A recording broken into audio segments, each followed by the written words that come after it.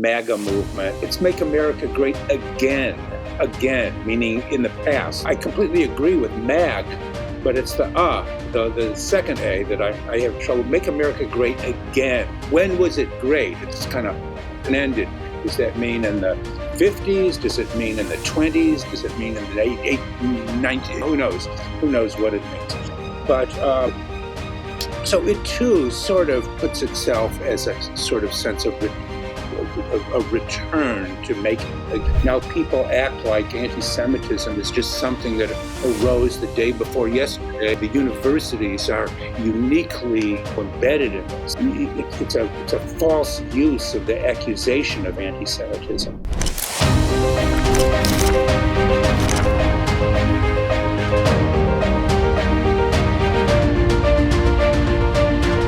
Welcome to The Contrarian. I'm David Bernstein. In a world filled with noise, I'm here to provide the signal. Hello, this is David Bernstein, your host of The Contrarian podcast. I'm, first of all, delighted to have with me my colleague, Cliff Smith, who's our Director of Government Affairs, and a very special guest, Professor Steven Smith, who is a professor at Yale in political science and also a noted author. And his book, Reclaiming Patriotism in the Age of Extremes, really intrigues us here, as does a lot of your work, Professor, but we're really appreciative to have you on. Thank you, David and Cliff. Nice to be here with you. And yeah, let's go. Great. Let's do this. So you talk in your book about Enlightenment Patriotism, and you had me at Enlightenment Patriotism. It really sings to me and to our approach at the North American Values Institute. Talk a little bit about what you mean by Enlightenment patriotism compared to other forms of patriotism we might hear in the public discourse. Okay, thanks, David. I thought I was going to get sort of a softball question to get us started. No. Threw me in at the deep end of the. Yeah, I mean, I could have asked you to talk a little bit more about yourself. Right. Why don't you do that? Well, where do we start? Start about yourself a little bit, and then take my question about Enlightenment patriotism. Well, as you said, you introduced me. I teach political science at Yale. I've been here for quite a long time. My field is political philosophy, the history of political ideas, great thinkers of the Western tradition, that sort of thing. And I wrote this book, Reclaiming Patriotism in an Age of Extremes. It came out a few years ago now. It's not a new book. It came out, I think, in 2021. I wrote it to, as the title suggests, to take back patriotism from certain kind of distortions of the idea that it had undergone, and also to address it to people sort of where I was on the political spectrum. I would say kind of a centrist with a little bit of the left of center, who were feeling very uncomfortable with the idea of patriotism.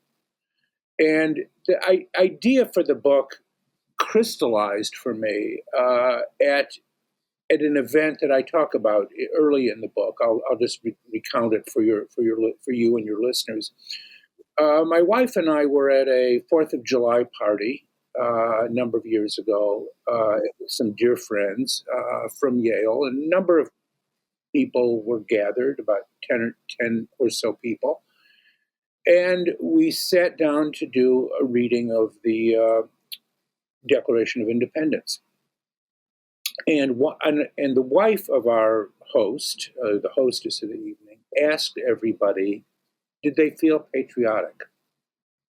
And I remember there was a very distinctive sort of discomfort with the question. People, you could tell it. People felt uncomfortable with that term, even though we were there for the 4th of July. We were celebrating our great national holiday, our great day of independence. We were about to read our founding text, as it were, our mission statement text, the Declaration of Independence. Why did people feel uncomfortable with that question? And we read the text. We tucked into our hamburgers and hot dogs. We had a nice evening, but the experience stuck with me, and I began to think about the idea of patriotism and why it has become a sort of, for many people at least, or for quite a few people, a kind of uncomfortable disposition or an uncomfortable term. And that was sort of my inspiration in writing the book, to try to reclaim patriotism and why people don't need to and shouldn't be afraid of the term or running away from it. Now, having said that, let me try to take up this question of what I call sort of later in the book, enlightened patriotism. A main thing I mean by that, by adding this term enlightened to the term, why not just patriotism? Why enlightened patriotism? Well, of course, the term is flexible, like all political terms. It can be used for different purposes and different ends.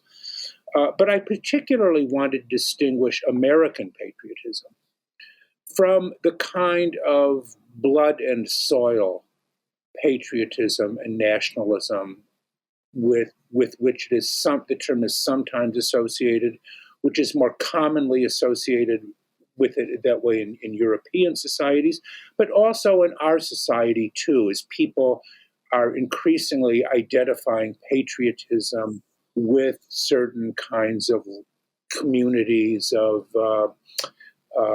with certain kind of indigenous communities of faith or of ethnicity.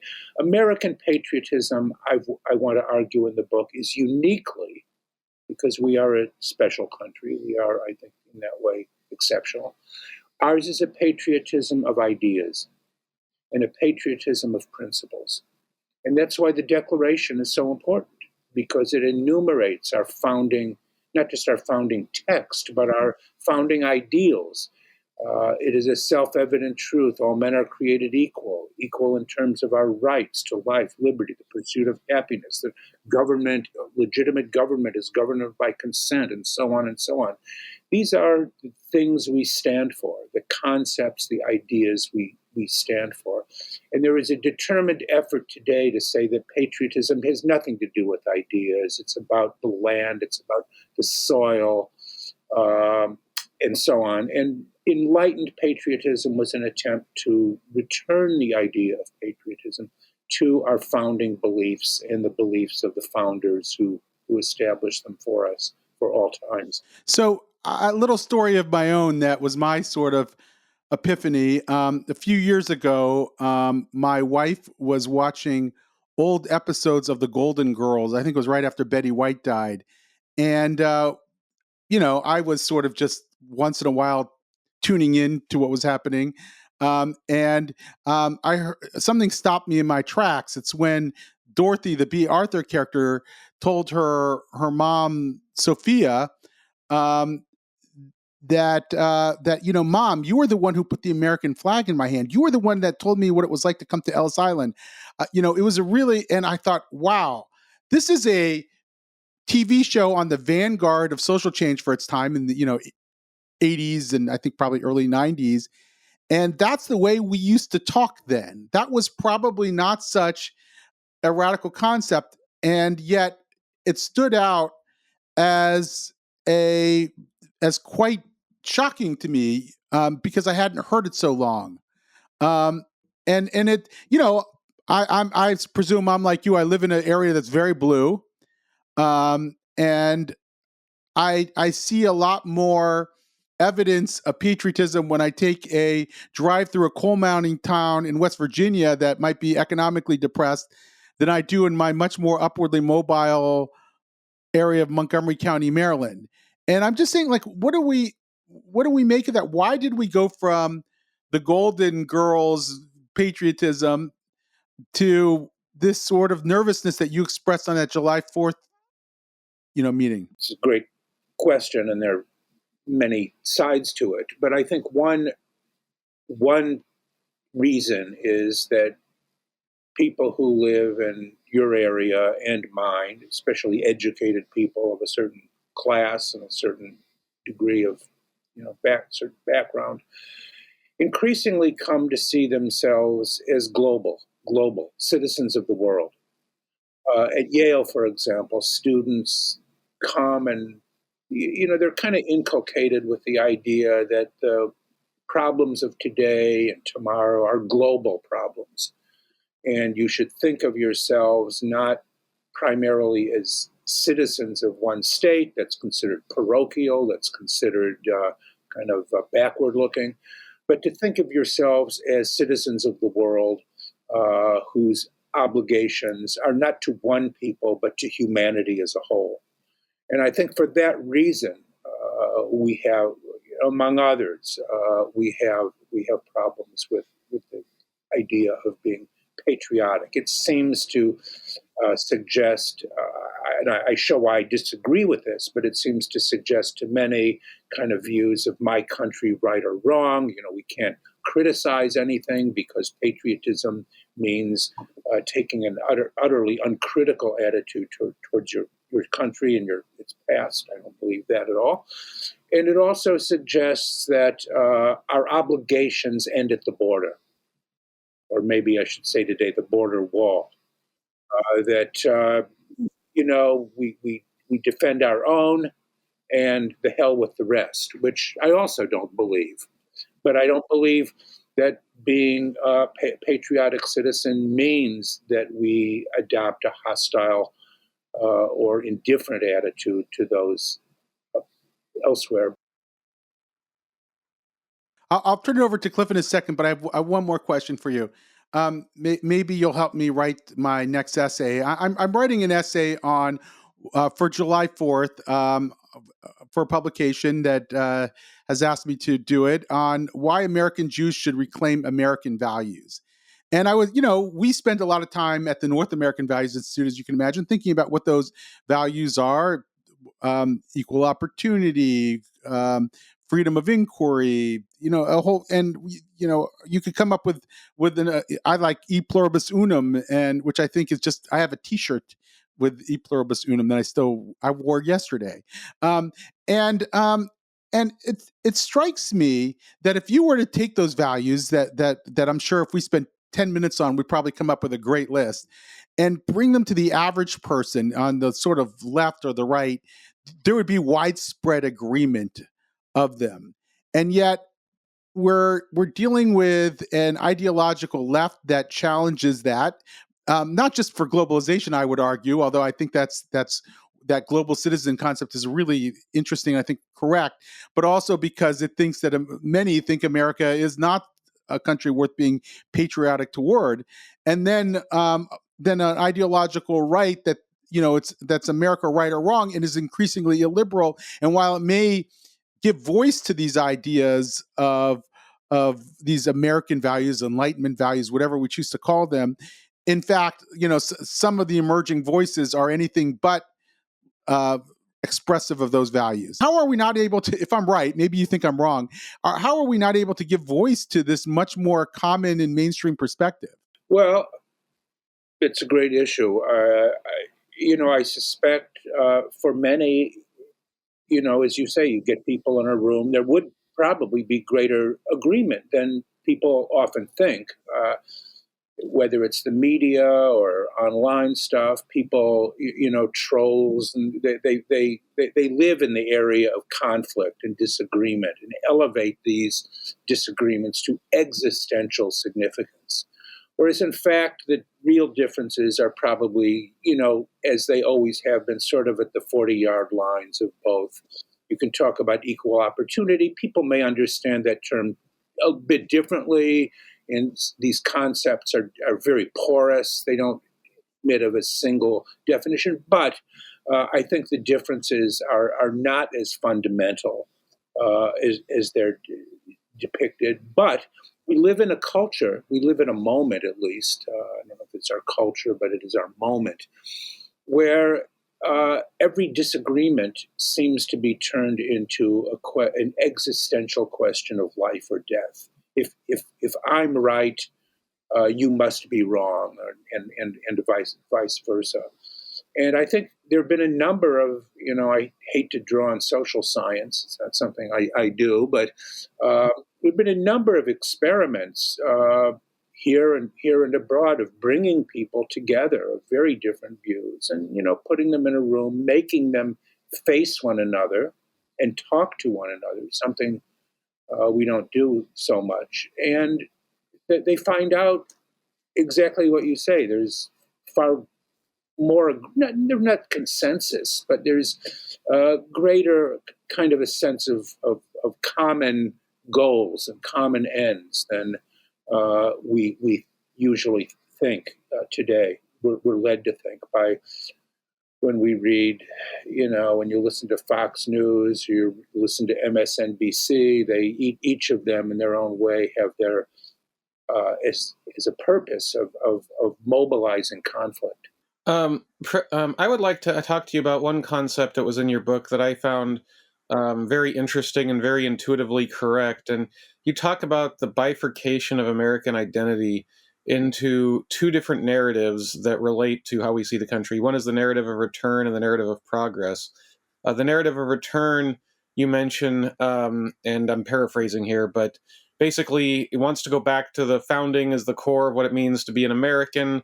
You cite Puritanism and the concept of the shining city on a hill, which of course was sort of revitalized by Ronald Reagan. And, I'm a Reagan baby. I grew up in the 80s. That America's on a special mission. And on the other hand, the narrative of progress, which is, based on the belief that we can improve and surpass what came before. And it's less about return and more about, trial and error and correction and reform and improvement. I like the way you put that because, while it clearly describes sort of two ways of looking at America, the thing that was interesting was that if you actually sort of sit back and think about it, at least to me, they're not necessarily incompatible, right? I mean, it seems to me they both there are certainly things worth preserving, and there are certainly areas in which progress is necessary. And I mean, I would even argue that if you read enough of the founders, and I'm hardly an expert, but I've read enough to know that, they were hardly immune from the idea of progress. I mean, in their own way, they were very much progressives of their day, although they were preserving what they believed to be timeless principles that needed to endure for all time. So, I mean, I just wondered if you wanted to speak to, this way of looking at things. It seems that on some level it's these kinds of concepts that are splitting us apart, and yet, at least to me, it seems like they can be complementary from a certain certain point of view. And how can we use that going forward, in your view? That's a very useful observation. Let me just start by saying the concept, my language in using that progress and return may or may not be known. That was actually the title of a very fascinating set of lectures by Leo Strauss, who spoke about progress or return. He wasn't really speaking about it in terms of the American context. I kind of repurposed it for those ends. But he thought these were, in many ways, sort of defining categories of how to think about history. And whether under the progressive, or we might say progressivist banner, or whether under a kind of more conservative return is always conservative in some sense. And in a way, you're right to say we are a hybrid nation. I mean, I think the distinction is useful for certain purposes of clarification, because it shows in many ways you can't be simply one or the other. There's a way in which, of course, the founders very much, as you pointed out, Cliff, were progressive in their way, but progress became more morphed in the kind of 20th century with what became known as progressivism, which turns, whenever you have something that turns a noun into an ism, you're going down the wrong path there. And that was the problem. Those on the progressive side became convinced that progressive era politics and progressive era social policies would be the irreversible course of the future, and that progress meant it was combined also with a kind of historicism that believed history had a direction, that direction was towards progress, and anything, therefore, that inhibited this progress towards the future was bad, was evil, had to be resisted. It took a very negative view of things like tradition, of cautious methods of change, of more sort of piecemeal approaches to politics. Progressivism came to have a dogmatic and in certain ways authoritarian character to it. And of course, that was countered with those who took a very hard line on the other side, suggesting in the forms of in one version of it, kind of what we think of as kind of originalism in a kind of very narrow sense of the word, that anything that departs from any, sort of jot and tittle from the way in which at least it was perceived, what the founders believed, was somehow illegitimate. Preposterous view, but nevertheless one that is out there in many ways. And yes, you're right. We are a composite regime. I think a term, I forget who coined that term just to describe America. We are a composite regime, not thinking of the terms of progress, but we are. We have to be a regime that honors our beginnings, that has a certain reverence to the past, and yet has to be attentive to changes for the future. And how to hold those together remains, in any polity, it remains a great challenge. One thing, let me add one thing to that. I'm curious because it seems to me that most people, if you sort of sit them down and were to talk about these concepts to them in some level of detail sufficient for them to sort of understand, I think most people tend to understand that you want both preservation of important traditions and progress on areas we can improve. At the same time, when it gets spun up into the political machine, people tend to take, much harder stances much more quickly. They sort of, have get their backs arched really quickly and are defending their side. And I mean, that's not new. It does strike me as it's particularly acute right now. Is there any way to get people to discuss this in a way, in our more general polity, in a way that might, moderate these kinds of tensions? Or do you think that's just something we're sort of going through? We just sort of have to ride out and hope things get better? Well, partisanship is a necessary and I think a valuable part of political life. I'm not against partisanship, even strong partisanship. I think that's valuable and important. When Aristotle says we are political animals, he means in part we are partisan animals. We believe in our side. One of the points that you brought up earlier, I think it was before we went on the air, was that we have to also be attentive to the fallibility of our side. I mean, I have the luxury of doing this. I'm not in political life. I'm not running for political office. I don't, I try to convince people, but I'm not out to win their votes. I don't particularly care. So it might make me seem, and I probably am, rather removed from the issues that you're talking about, because I'm not. It didn't make any difference to me if I get 51% on my side. In fact, I'm just as happy being where I am. Your question is a very valuable one, because how do we get people to approach their side with a little more skepticism, a little more modesty, a little more humility? These are all good values, important values. They aren't the only values, because we have to have a certain confidence in our views. We have to work with others, and that means inevitably we will end up signing up for things that we don't entirely agree with. Each side is a packet of packet of issues that nobody quite agrees with them in all cases. So we end up signing up for things that we don't quite like or don't quite agree with. But maybe out of necessity, out of though. necessity, And so, right? In yeah. many ways, out of necessity. I mean, if we were all a bunch of classical liberals, it'd be herding cats. It's already herding cats, but if you need some room for people who are able to form consensus, even if it's forced, Force, or else we wouldn't get anything done. right? And those are that's what politics is. I mean, that's what politics is. Yeah, I have another thought to bring in, but you were talking about how we want people to express themselves with greater humility. And the sort of Bayesian approach to this, or a faculty of critical thinking, is to say, like, I feel 70% right about this topic. And I love to ask that, especially of my sort of kids in their 20s, well, the Trump is going to take us down, depression. I go, well, what do you think the chances of that are? And they'll say, well, and they don't want to answer the question. And I want them to rate it because it leaves some room for them to be wrong. And then you can have a conversation. So why do you think you might be wrong?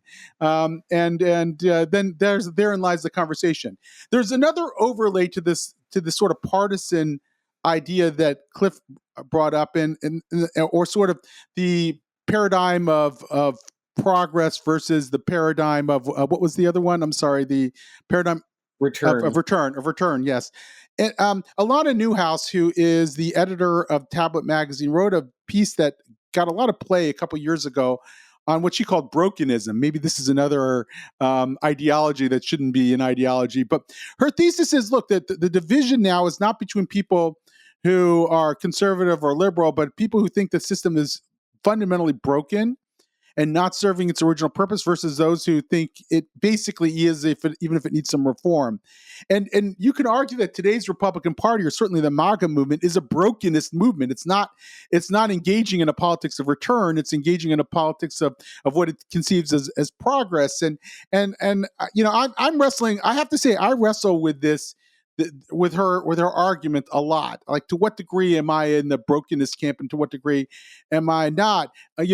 It seems to me that the polarization that we're experiencing in our politics emerges out of a kind of gerrymandering and social media mix that we didn't have 20, 30, 40 years ago, and that's really broken our politics in many ways. And it seems to me that some of our elite institutions are no longer performing their core functions. As I think Yuval Levin says, that they become platforms for performance. And so you see epidemiologists in the middle of a pandemic make the case that Black Lives Matter protests really don't violate their medical orders that they had given everybody to stay away from crowds and things like that, because they're no longer just being epidemiologists. They're now being politicians, or rabbis are being politicians, or preachers are being politicians. And I know I'm getting off track a little bit, but I'm sort of the idea that our core institutions may be broken, our politics may be broken. Is that what divides us now? Let me just go back to the beginning that you said, the MAGA movement, sees itself as, but remember, it's Make America Great Again, meaning in the past. So there is an idea of, I must admit the term is so elusive, but I completely agree with MAG, but it's the second A that I have trouble. Make America Great Again, like it used to be great, so that it does present itself. When was it great? It's kind of open-ended. Does that mean in the 50s? Does it mean in the 20s? Does it mean in the 90s? Who knows? Who knows what it means? But so it too sort of puts itself as a sort of sense of return to make it. Yeah, good point. But I do think I like the term. I hadn't heard this term, brokenism, but I do think that's one way of describing where we are now. I think to talk about our institutions are broken. What does that mean? I occupy a small corner of the world. I'm at a university. I can kind of talk about my university I don't know whether our institutions are broken. To me, it's a Maybe some of our elite institutions. The question is Yale broken? Yale, Is epidemiology field broken? Is our K through 12 I system look at broken? Yale and or any of our quote elite institutions. I guess it's an elite institution. I guess it's an elite institution. Okay, it's got it. It's a paradigmatic elite institution. Okay, maybe it is. Are we broken? No, no. Are there many things wrong with Yale? Absolutely. Has it completely abandoned its core purpose of teaching and learning and research? Absolutely not. Absolutely not. Are there some bad actors? Performance artists, as put it. Yeah, sure, of course. Show me the place where there aren't bad actors. Are our universities rife with anti-Semitism, as it's sometimes been said? Well, I would ask one thing: show me the institution that doesn't have anti-Semitism. Show me that. Show me the one that doesn't. The Congress. Congress, are there anti-Semites in the Congress? You better believe it. But you could assign a percentage to it. I mean, it's the kind of thing you could say, okay, on a 1 to 10, I think Yale's a 6 and Congress is a 3. I'm not saying that's what I believe. I just think one can make some distinctions along the spectrum there. I don't know. That's another thing. I don't know who. I mean, I know a handful of people who I would call anti-Semites. There may be a kind of softer anti-Semitism that you don't see. It's not as much on the surface, or wouldn't be as expressed. So this kind of smearing of our colleges and institutions is hotbeds of anti-Semitism and so on. This has become a very fashionable way of thinking. I mean, for someone like myself or yourself who's Jewish, the idea that the world is full of anti-Semites is what you're telling me something I didn't know. Now people act like anti-Semitism is just something that arose the day before yesterday, and somehow the universities are uniquely embedded in this. I think it's completely. It's a false use of the accusation of anti-Semitism. But can I give you another version of that argument that's less sort of outrageous to dismiss?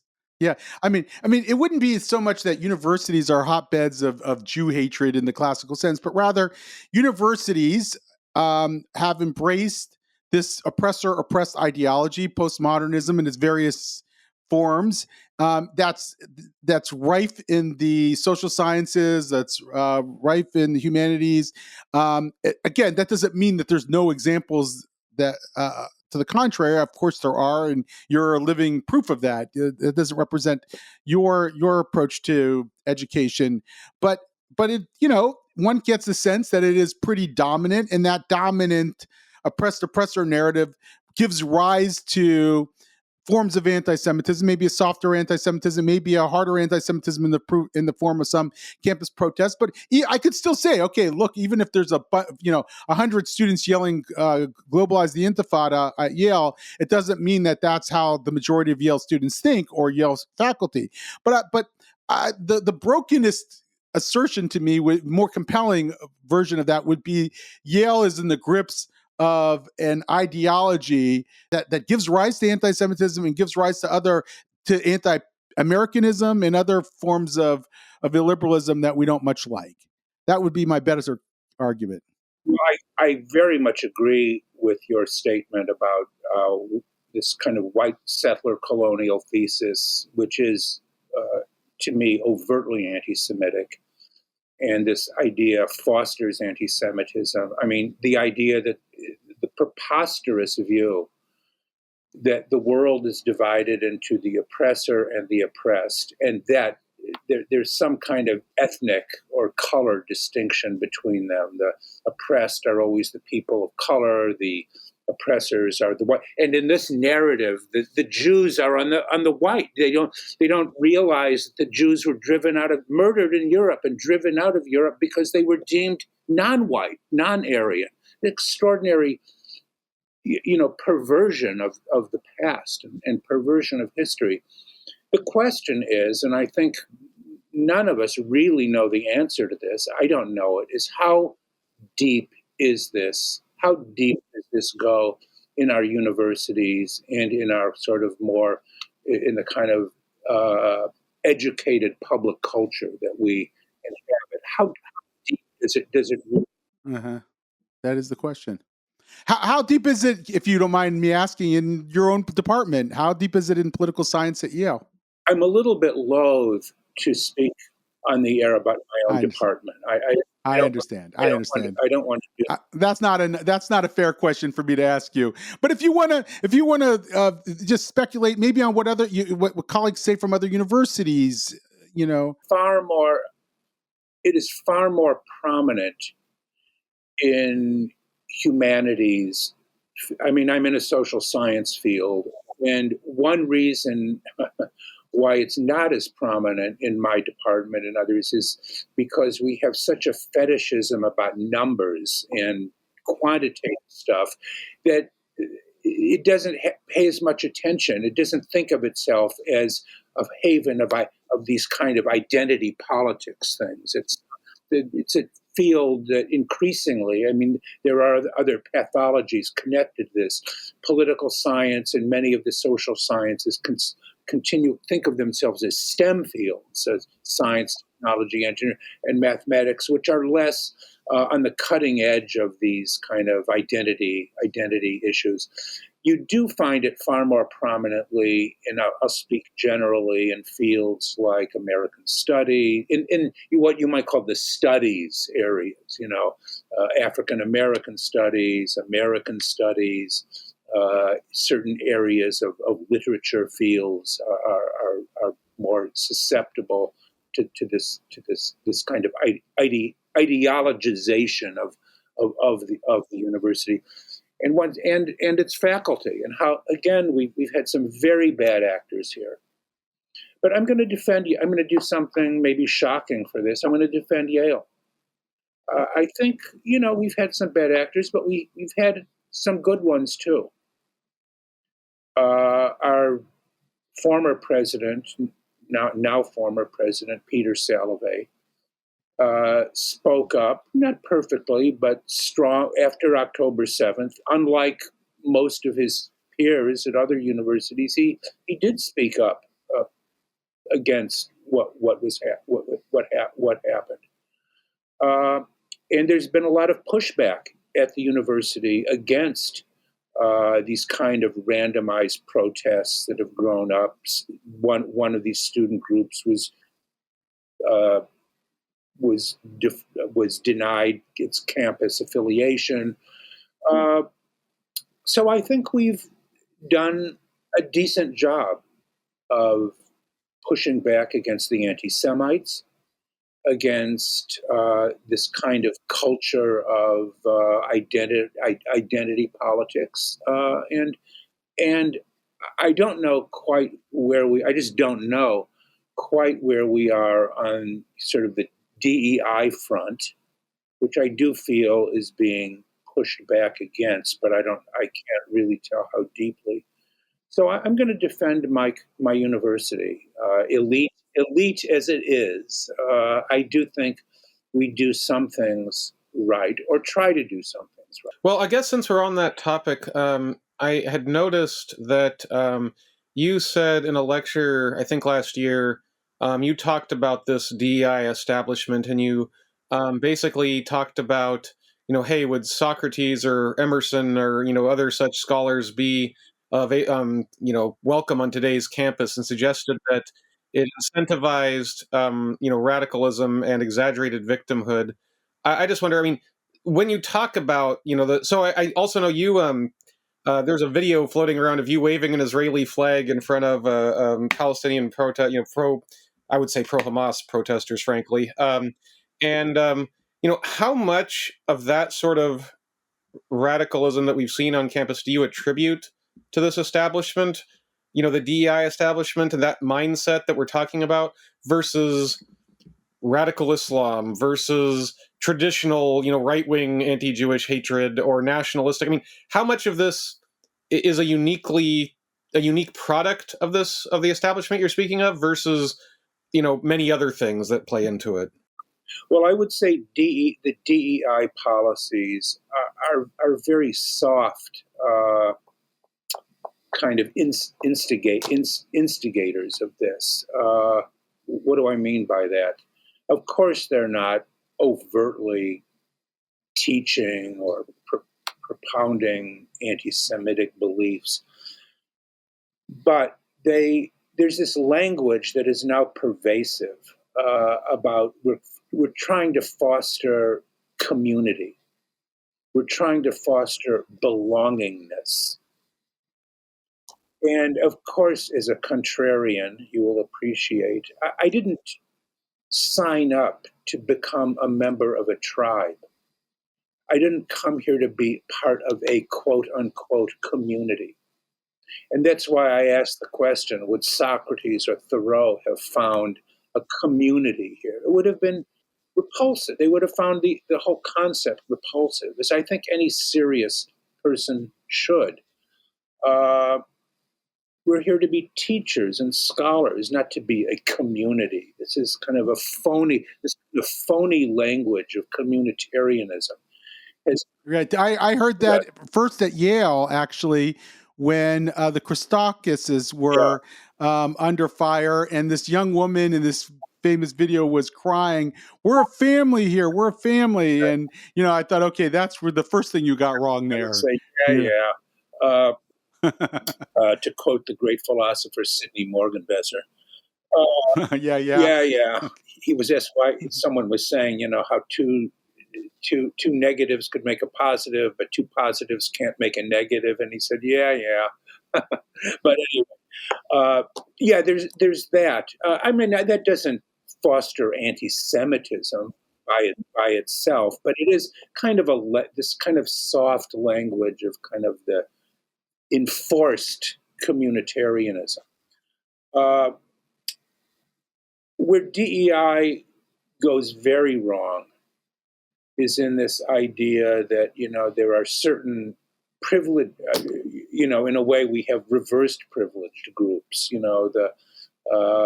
the groups now who are deemed oppressed in some way, who have suffered some kind of historical injustice, now are the recipients of exaggerated forms of attention and concern. And when you hear this, diversity, equity, and inclusion, diversity actually means conformity. Inclusion actually means exclusion.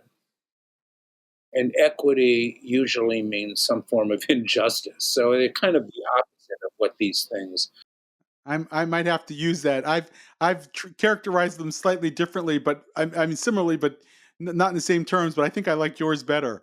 I should say, to make it somewhat paradoxical, I am entirely in favor of diversity, equity, and inclusion. What I am opposed to is DEI.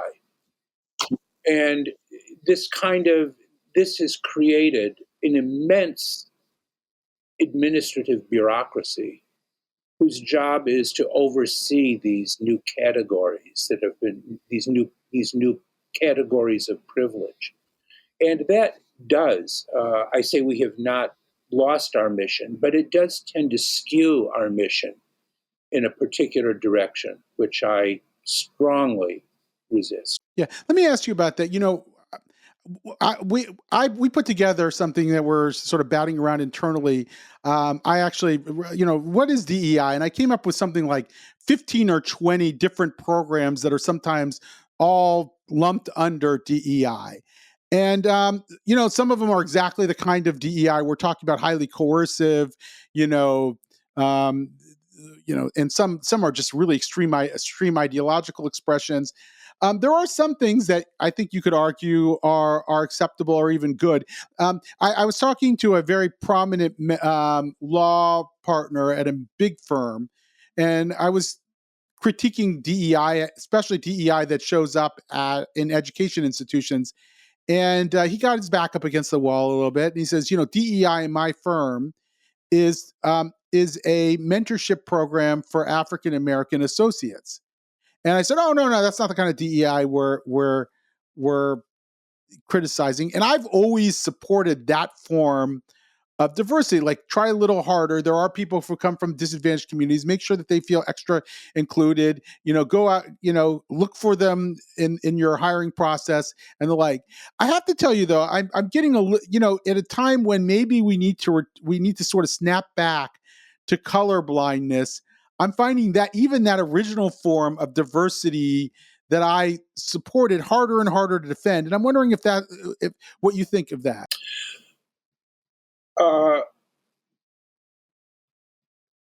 Let me just think about that for a second.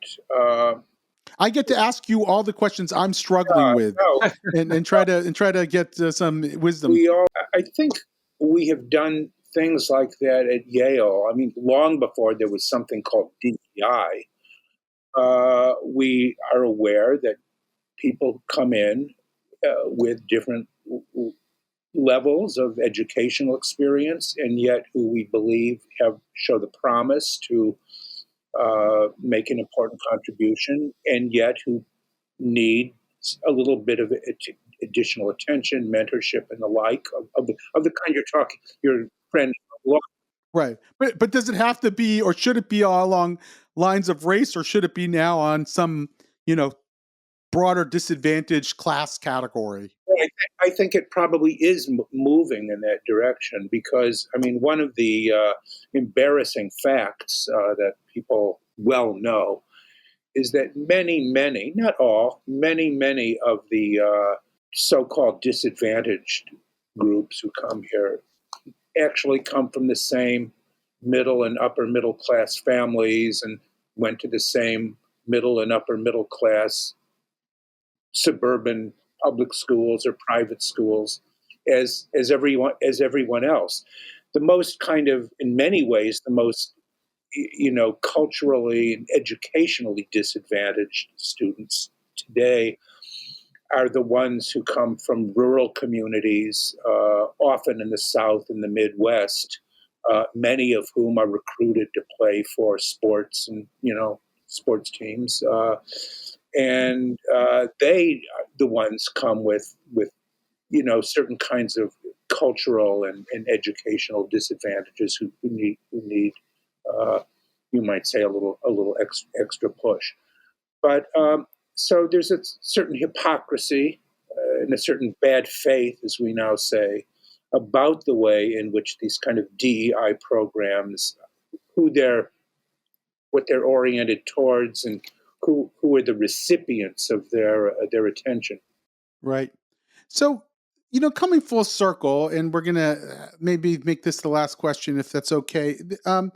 We've talked a lot about the problems, about sources of polarization. We know that it's coming from different directions. I think, do you have thoughts on what individuals should do, universities should do, organizations like ours, nonprofits should do to sort of reclaim?